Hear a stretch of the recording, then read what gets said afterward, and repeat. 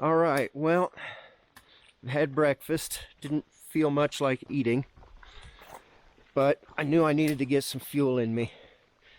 And I thought real hard about whether or not I was going to continue with this. And I decided that no, I'm not. I don't feel well, and I would have to go over 2 more peaks and then a very long and somewhat treacherous downhill. I mean, it is on the terrifying 25, even though it's probably one of the easiest ones. But still, I've already got Flume and Liberty from a previous trip in the same season and in the same month, so it's not like I need it for any of my lists. I'm going to have to do an after-action review video talking about where I made mistakes and, what went wrong. Right now, I just need to get off this mountain and then try and get a ride back to my car. So, if I see anything interesting along the way, I will show it to you, but otherwise I'm just going to concentrate on getting one foot in front of the other and getting safely off the mountain. So for now, out.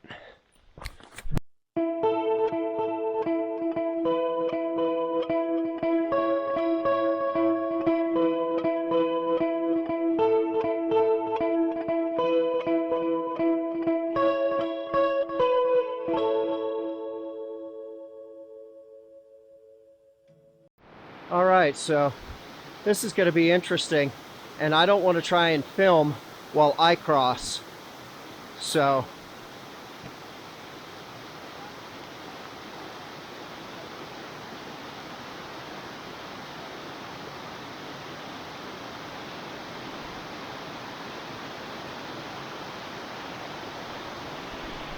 all right, so we are now on the bike trail heading to the Flume Gorge Visitor Center. We got a shuttle coming to pick us up. Shout out to George and Jeff for letting me link up with them and helping me arrange the transport. We got about half a mile to go, and then hopefully the shuttle will be there quickly. As soon as we get there, we got to give them a call. It's raining. It's miserable, and I'm glad that I pulled the ripcord.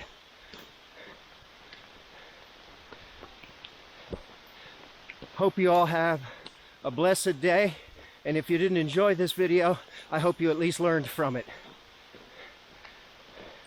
Azimuth out.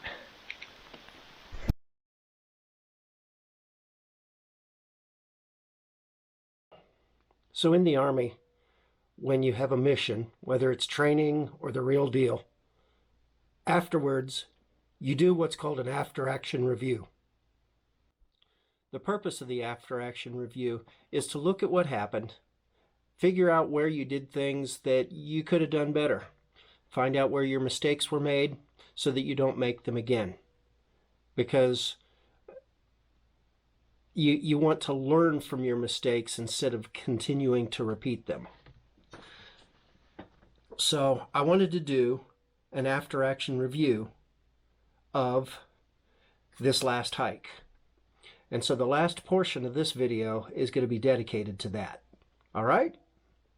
Let's get started.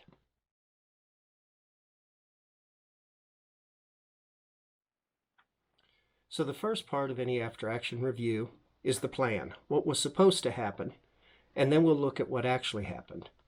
So plan was to start at 6 a.m. and to do a 30 to 36 mile hike returning to the Lincoln Woods trailhead.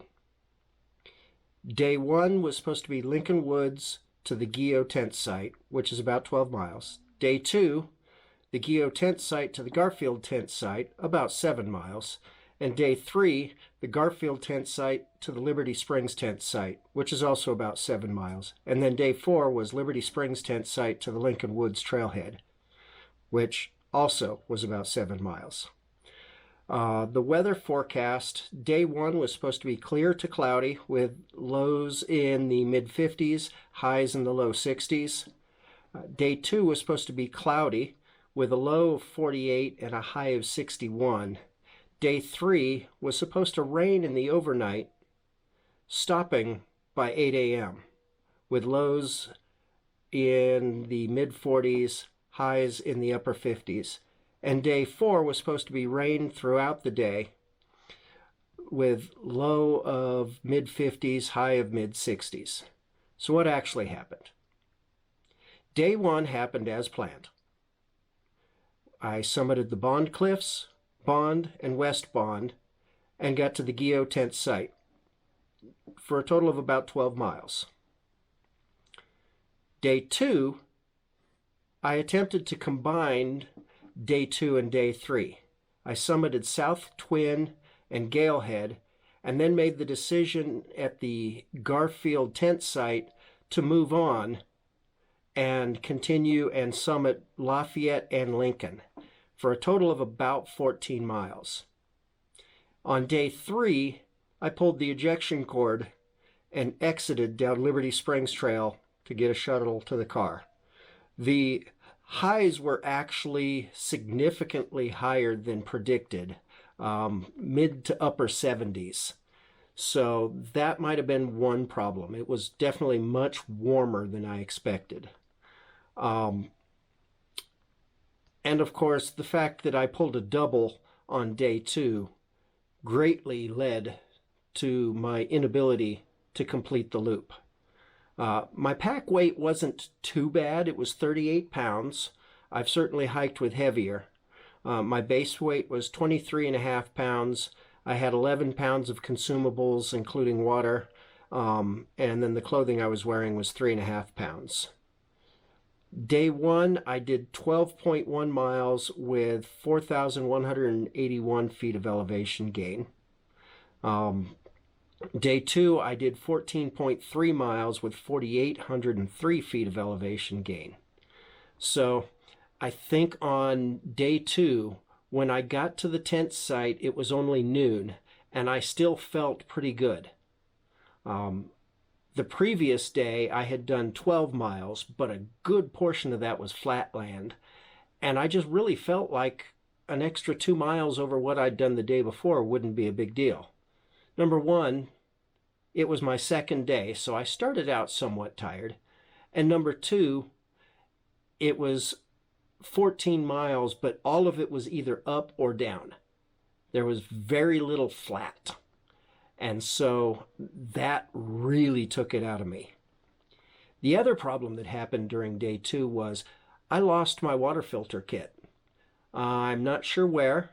I may have accidentally taken it out and forgot to repack it at the Galehead hut because I was messing around with my pack, and I dropped my pack down there so that I could summit Galehead without it.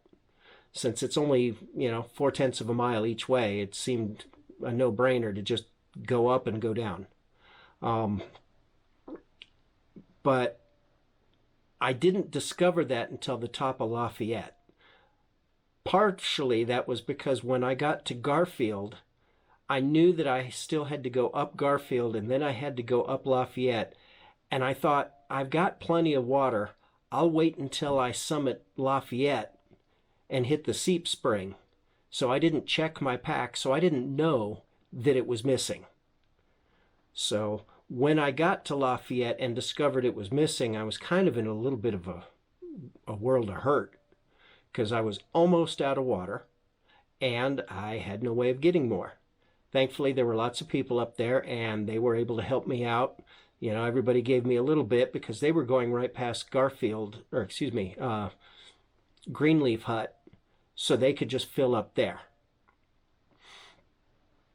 But I was pretty drained, and I was considering pulling the ripcord there.